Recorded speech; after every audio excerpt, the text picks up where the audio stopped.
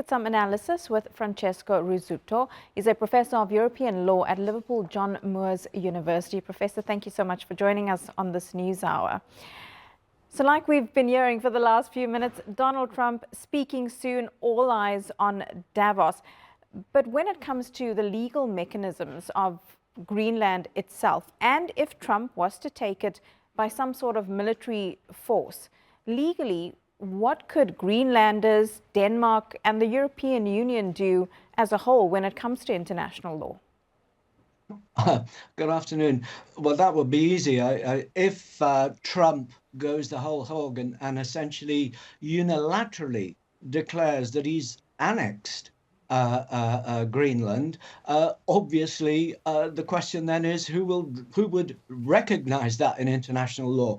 And it's absolutely clear that on the basis of international law, if your annexation is not recognized, then fine. But remember, I said on this program a few weeks ago that possession is 9/10. If he basically puts thousands of American soldiers there and plants a flag and declares he's annexed the place, which would be totally insane, of course, because it would smash NATO and it would seriously give rise to essentially the end of the transatlantic alliance as we know it. But in law, of course, we see this.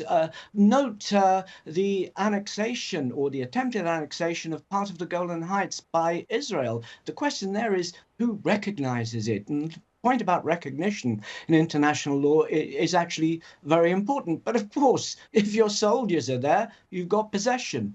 So that's the sort of legal position.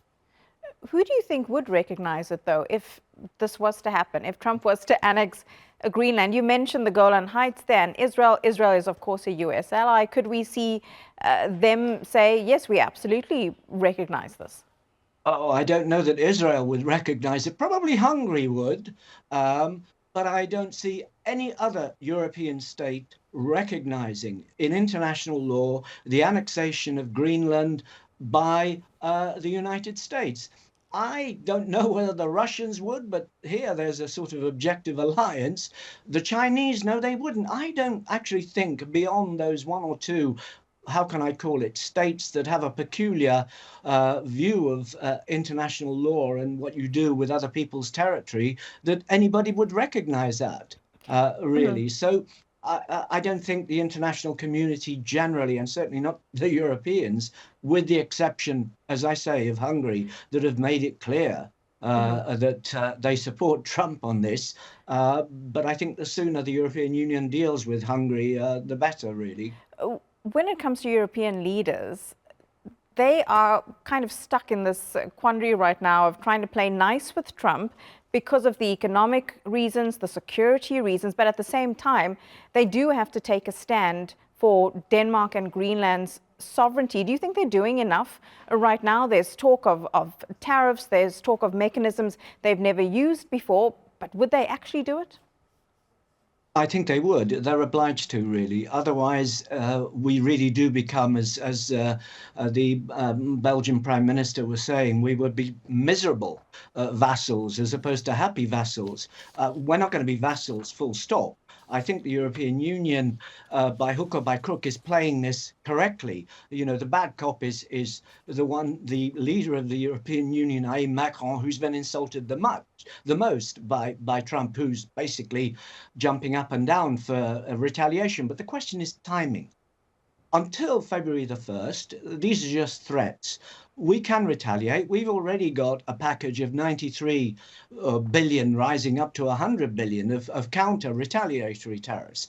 Then the other crucial date is actually the 1st of June. Or is it the 1st of July? I can't remember one of those months where, you know, if he goes to 25%, then I do think that there will be a qualified majority to introduce what we've called the bazooka. In other words, to retaliate in trade terms against people who use trade to politically coerce the European Union. The fact is that the European Union, he's doing us a big favor, actually. He's forcing us to either become, to disappear, basically, as a union, or to step up and assert not only our economic power, but also our geopolitical power. incidentally, just to point out what Rutte was saying, he's paid by the Americans. Focus on the Ukraine and let me deal with Greenland.